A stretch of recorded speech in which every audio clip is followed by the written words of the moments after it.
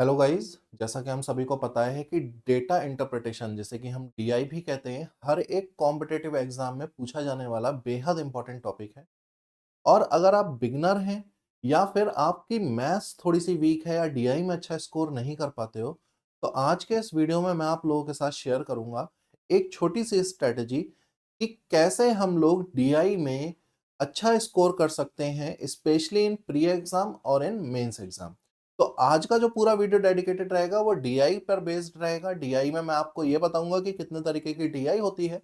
साथ ही साथ मैं आप लोगों के साथ ये भी शेयर करूंगा कि आप कम एफर्ट्स में, कम मेहनत में अच्छा स्कोर डीआई में कैसे कर सकते हैं। स्पेशली अगर बात की जाए बैंकिंग एग्जाम्स की, तो हम सभी को पता है कि प्री और मेंस दोनों ही एग्जाम में डीआई यानी डेटा इंटरप्रिटेशन बहुत ही अहम इंपॉर्टेंट रोल प्ले करता है। प्री एग्जाम की जहां हम बात करें तो 15 से 17 नंबर में डीआई पूछी जाती है, और मेंस एग्जाम की अगर हम बात करें तो वो अगर पीओ मेंस है तो पूरा का पूरा क्वांटिटेटिव एप्टीट्यूड का पोर्शन ही डीआई है। और अगर क्लैरिकल का मेंस है तो भी डीआई का जो पोर्शन रहता है वो 60 to 70% रहता ही है। तो डीआई एक बहुत ही इंपॉर्टेंट रोल प्ले करेगा आपके आने वाले अपकमिंग कॉम्पिटिटिव एग्जाम्स में। अगर अच्छा स्कोर करने लगोगे डीआई में तो इस साल सिलेक्शन 100% हो जाएगा। लेकिन उसके पीछे शर्त वही है कि डीआई में अच्छा स्कोर करके दिखाना है।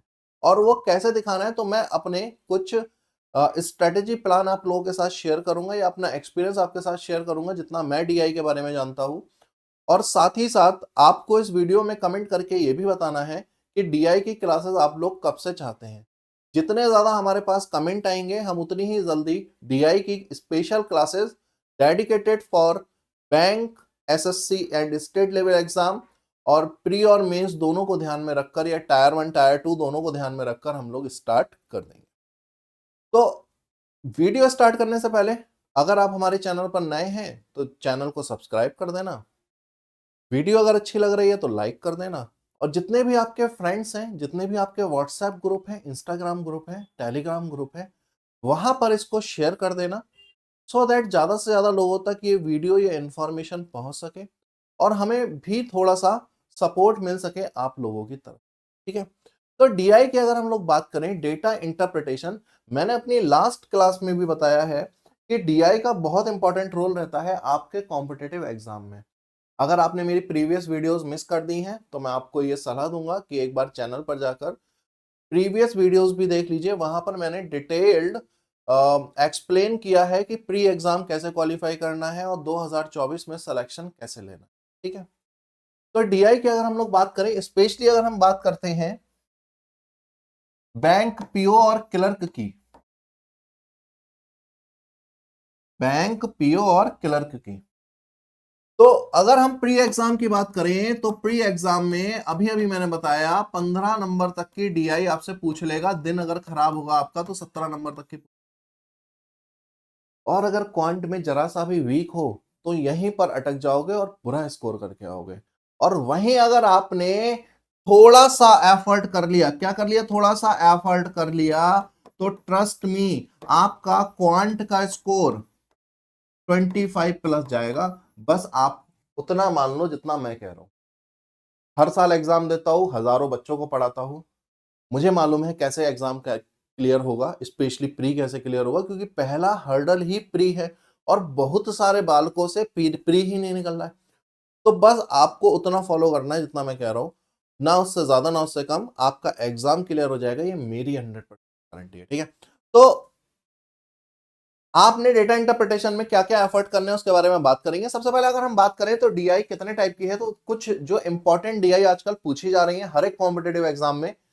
ये जो वीडियो है सिर्फ स्पेशली बैंक के लिए नहीं है, ये बैंक एग्जाम्स के लिए भी है। एसएससी भी आजकल डीआई पूछने लगा है, स्टेट एग्जाम भी आपसे डीआई पूछते हैं। आप किसी भी स्टेट में चले जाओ, स्टेट एग्जाम्स भी आपसे क्या पूछते हैं, डीआई पूछते हैं। तो ये इन सभी के लिए है। Tabular DI, pie chart, bar graph, line graph, caselet DI हर एक एग्जाम में आजकल आने लगा है। स्पेशली अगर टेबल डीआई की बात करें तो एसएससी बहुत पूछता है, पाई चार्ट बैंक बहुत पूछता है। तो हर एक डीआई पूछी जाने लगी है अलग अलग बोर्ड्स के द्वारा, अलग अलग कॉम्पिटेटिव एग्जाम्स में। तो ये वीडियो डेडिकेटेड नहीं है बैंक के लिए, सभी के लिए है। आप किसी भी एग्जाम की तैयारी कर रहे हैं, ये आपका भला करेगा। ठीक है। अब डीआई कितने टाइप की है sir? Table DI, pie chart, bar graph, line graph, caselet DI. अब मैं अगर आपको बताऊं तो बच्चों के मन में एक भय बना रहता है डीआई को लेकर कि हर एक टाइप की डीआई कैसे सीखें सर। तो सबसे पहले मैं आपको एक बात बताऊं, आप कोई भी एक डीआई अगर सीख गए तो आप बाकी की डीआई आराम से कर लोगे। ये अलग अलग टाइप नहीं है, ये अलग अलग तरीका है डेटा को देने का। मैं आपको दिखाता हूं। आप पहले डीआई का नाम पढ़ो क्या है। आप नाम अगर पढ़ना सीख गए चैप्टर्स का तो आधी प्रॉब्लम तो आपकी वहीं पर सॉल्व हो गई। कह रहा है डेटा, कौन सा डेटा? वो वाला डेटा नहीं जो 1.5 GB मिलता है रोज। यहां डेटा से मतलब है इंफॉर्मेशन, जानकारी। और आपको उस इंफॉर्मेशन का क्या करना है? इंटरप्रेट, समझना है, पूछे गए क्वेश्चंस को सॉल्व करना है। तो डेटा वो किसी भी तरीके से दे सकता है। वो डेटा टेबल की फॉर्म में दे सकता है, वो डेटा पाई चार्ट बनाकर दे सकता है, वो डेटा बार ग्राफ बनाकर दे सकता है, वो डेटा लाइन ग्राफ बनाकर दे सकता है, वो डेटा कैसलेट डीआई कैसलेट के रूप में दे सकता है। कैसे भी डेटा दे दे, कोई फर्क नहीं पड़ता। अगर हम डेटा पढ़ना सीख गए, क्या डेटा पढ़ना सीख गए तो किसी भी फॉर्म में दे दे डेटा, कोई फर्क नहीं पड़ता। ठीक हो गया?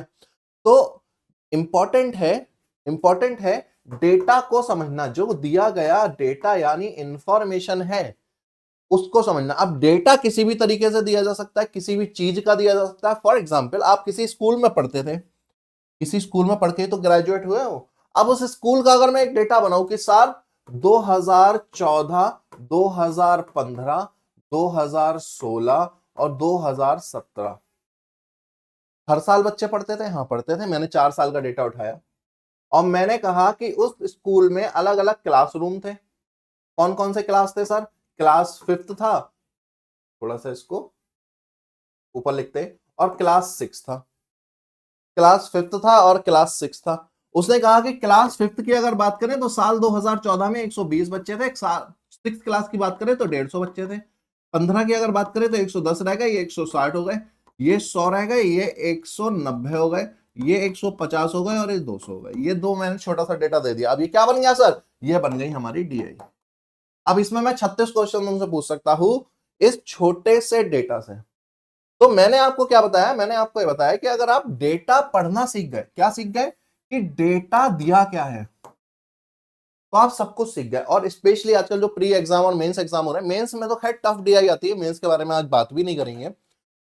प्री की भी अगर मैं बात करूं और पीओ लेवल की अगर बात करूं, specially SBI PO, IBPS PO और आरआरबी पीओ की अगर मैं बात करूं, तो आजकल जो डीआई देने लगे हैं वो थोड़ी सी टफ देने लगे। अब तक क्या था? कॉमन मिसकंसेप्शन था लोगों के मन में, गलत फहमी थी लोगों के मन में कि प्री में तो आसान डीआई नहीं भाई। लास्ट 2 इयर्स का उठाकर देखो आप प्री, आजकल वो प्री में भी कैलकुलेटिव, टफ और ट्रिकी डीआई पूछने लगे, इतनी सीधी सीधी नहीं पूछ। ठीक है? तो बेसिकली डीआई अगर आप करना चाहते हैं तो ये सब कुछ नहीं है, ये तो भूल जाओ, ये तो कुछ नहीं, आपको बुद्धू बना रहा है। आपका मेन उद्देश्य है डेटा को पढ़ना और समझना कि बाबू डेटा में उसने बोला क्या है। ठीक है? जैसे यहां जो डेटा दिया है वो स्टूडेंट्स का दिया है, अलग अलग साल में जो स्टूडेंट एडमिशन लिए या पढ़े। अब मैं अगर आपसे पूछ लूं, यहीं पर मैं आपसे पूछ लूं कि बाबू बताओ, साल 2016 में 5th क्लास के बच्चे और साल 2014 में 6th क्लास के बच्चों का सम कितना है? तो अब आपने क्या करना है? अब आप ढूंढना शुरू करोगे। साल 2016 5th क्लास के बच्चे, साल 2014 6th क्लास के बच्चे, और वो कह रहा है उनका सम। तो कितना कर देंगे? 150 प्लस 100, आंसर हो जाएगा बाबू। क्लियर हुई मेरी बात? थोड़ा सा दिख कम रहा होगा। ठीक है? कितना हो गया सम? ठीक।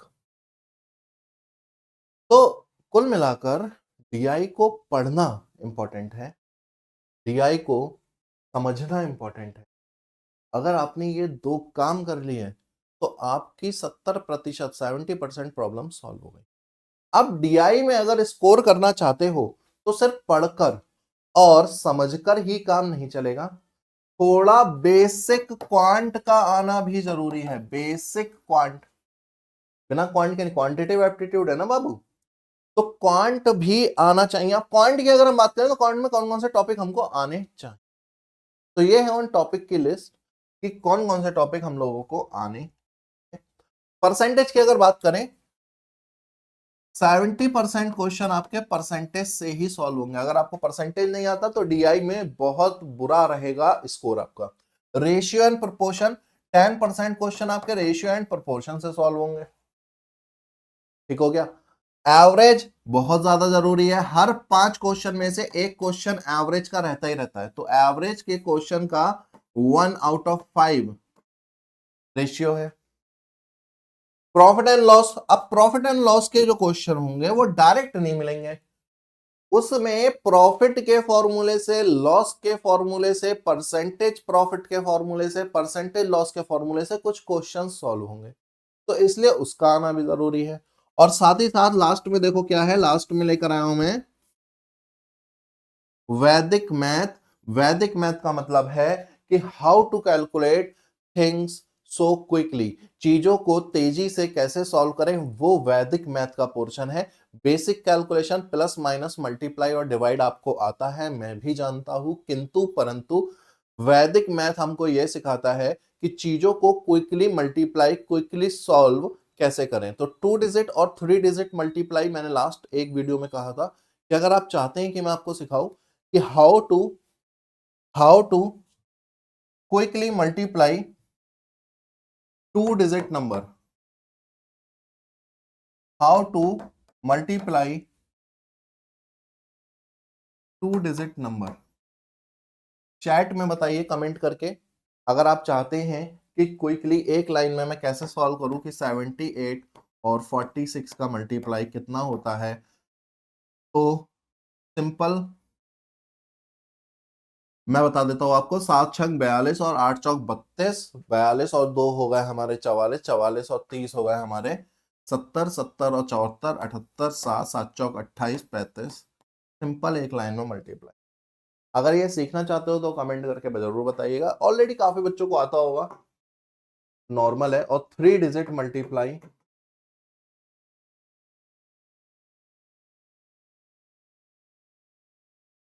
ठीक है, और साथ ही साथ square, cube, square root, cube root, ये दोनों चीजों पर आपको अपनी ग्रिप बनानी पड़ेगी। ठीक है, और इसके साथ साथ एचसीएफ और एलसीएम मैंने शायद लास्ट भी किसी क्लास में बताया था, ये सब निकालना सीख जाओ। आप ट्रस्ट में डीआई के 80% क्वेश्चन सॉल्व करने लगो। लेकिन ये जो सारी चीजें अप्लाई होती हैं वो सिर्फ और सिर्फ प्री एग्जाम पर होती हैं। अगर मेंस एग्जाम में आने वाली डीआई के बारे में बात करें तो सबसे पहले मैं आपको बताता हूं कि पीओ का जो एग्जाम होगा, कोई सा भी पीओ हो, उसमें 95% आपसे डीआई ही पूछी जाएगी। डीआई के अलावा वो आपसे कुछ भी नहीं पूछेगा, सिर्फ और सिर्फ आपसे क्या पूछा जाएगा भाई, डीआई पूछी। तो बिना डीआई के नहीं बनेगा। अब अगर मेंस में हम बात करें कि मेंस में आता क्या है, तो मेंस में चर्चा हम फिर किसी दिन करेंगे। आज मैं सिर्फ इतना बताता हूं कि मेंस में डीआई पर अप्रोच आप कैसे कर सकते हो, वो कर सकते हो आप अपने क्वांट के टॉपिक को कंप्लीट, जो भी टॉपिक है, चाहे वो एवरेज हो, प्रॉफिट एंड लॉस हो, एसआईसीआई हो, ट्रेन, परम्यूटेशन कॉम्बिनेशन, प्रोबेबिलिटी हो गया, आपका टाइम एंड डिस्टेंस हो गया, वर्क एंड टाइम हो गया, बोट एंड स्ट्रीम हो गया, इन सारे टॉपिक को कंप्लीट करने के बाद ही आप मेंस की डीआई के लिए एबल हो गए। लेकिन अगर आपने ये टॉपिक नहीं किए हैं तब भी आप प्री में अच्छा स्कोर कर सकते हो। लेकिन फिर वही बात है कि प्री क्लियर करना हमारा उद्देश्य नहीं है, हमारा उद्देश्य जॉब पाना है, और जॉब तब मिलेगी जब हम मेंस एग्जाम क्वालिफाई करेंगे। तो हमारा उद्देश्य मेंस होना चाहिए, लेकिन पहले प्री पर ग्रिप करिए। हर वीडियो में कह रहा हूं, पहले प्री घोट कर पी जाओ, कि अगर कोई नींद में भी पूछ रहा बताओ प्री में क्या आता है, तो तुम नींद में ही बताना शुरू कर दो कि प्री में ये टॉपिक आते हैं। ठीक है, तो पहले आपने क्या करना है मैं आपको बताता हूँ। पहले आपने अपने क्वांटिटेटिव एप्टीट्यूड से ये सारे पोर्शन, ये सारे क्वेश्चन, ये सारे चैप्टर कंप्लीट करने हैं। कौन-कौन से? परसेंटेज कंप्लीट कीजिए, रेशियो एंड प्रोपोर्शन कंप्लीट कीजिए, एवरेज इजी टॉपिक है कंप्लीट कीजिए, प्रॉफिट एंड लॉस, वैदिक मैथ। हम भी डेली क्लासेस चलाएंगे, लेकिन वही आप लोग वीडियो को ज़्यादा से ज़्यादा शेयर कीजिए, सब्सक्राइब कीजिए। जैसे ही हमारे 500 सब्सक्राइबर कंप्लीट हो जाएंगे, हम 2 अलग-अलग सेशन स्टार्ट कर देंगे। फर्स्ट सेशन जो रहेगा हमारा, मैं आपको बताता हूँ, सब फ्री ऑफ कॉस्ट चलेगा, कोई भी पैसा आपसे नहीं लिया जाएगा।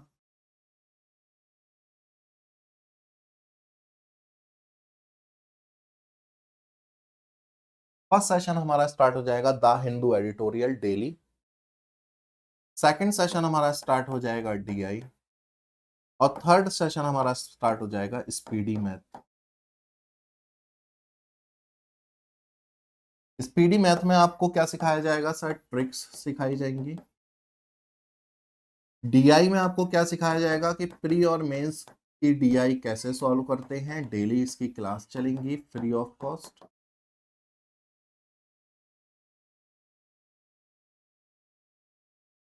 ठीक है। और द हिंदू एडिटोरियल में आपको बताया जाएगा कि आप इंग्लिश में अच्छा स्कोर कैसे करो by reading, reading comprehension, cloze test, parajumble and fillers, single fillers, double fillers etcetera, spotting error, ETC. लेकिन सर ये सारी चीजें तभी स्टार्ट हो पाएंगी जैसे ही हमारे 500 सब्सक्राइबर हो जाएंगे। तो बस जितने लोग भी ये वीडियो देख रहे हैं, उन्हीं से मेरी एक गुजारिश है, जितने आपके फ्रेंड्स हैं, दोस्त हैं, जानने वाले हैं, अड़ोसी पड़ोसी हैं, प्यार करने वाले, पड़ोसी का कुत्ता, पड़ोसी की बिल्ली, सबके साथ शेयर कर दो, सो दैट हम ज़्यादा से ज़्यादा लोगों तक पहुँच, ज़्यादा से ज़्यादा लोगों तक हमारी क्लासेस पहुँच, क्योंकि ये सारी क्लासेस फ्री ऑफ कॉस्ट होने वाली हैं। बहुत सारे स्टूडेंट्स भारतवर्ष में ऐसे हैं जो फीस अफोर्ड नहीं कर सकते, और हमारा उद्देश्य सिर्फ यही है कि हर एक वो बच्चा, चाहे वो फीस अफोर्ड कर सकता हो या नहीं कर सकता हो, उसे अपने ड्रीम्स सैक्रिफाइस ना करने पड़े सिर्फ और सिर्फ पैसों की वजह से। दैट्स वाई हम सारी क्लासेस फ्री ऑफ कॉस्ट लेकर आएंगे आप लोगों के लिए। लेकिन वो तभी पॉसिबल हो पाएगा जब हमारे पास थोड़ा सा स्टूडेंट्स का क्राउड होगा, हमें हमें लगेगा कि हम सही ऑडियंस तक पहुंच। ठीक है। तो बस इस छोटी सी मुहिम, है ना, तो आपने क्या करना है, आगे बढ़ाना है अपने सारे दोस्तों के साथ, अपने सारे फ्रेंड्स के साथ, अपने सारे अड़ोसी पड़ोसियों के साथ वीडियो को शेयर करना है। सबसे कहिए कि चैनल को सब्सक्राइब करें। जितने भी आपके व्हाट्सएप ग्रुप हैं, उन सभी में वीडियो का लिंक डाल दीजिए। डजेंट मैटर कि वहाँ पर लोग तैयारी कर रहे हैं, सो दैट ज़्यादा से ज़्यादा लोगों तक ये वीडियो पहुँच पाए। सारी क्लासेस फ्री ऑफ कॉस्ट रहेंगी, आप लोगों के लिए ही लेकर आ रहे हैं। ठीक है। सो दैट आप लोग अपनी लाइफ में कुछ अच्छा कर पाएँ, गवर्नमेंट जॉब पा पाएँ। डज़न्ट मैटर आपके पास पैसे हैं या नहीं। ठीक है? तो इस वीडियो का उद्देश्य था आपको डीआई के बारे में थोड़ा, आज इस वीडियो को इतना ही रखेंगे। Thank you so much. Next video में हम मेंस के बारे में। Take care guys, thank you.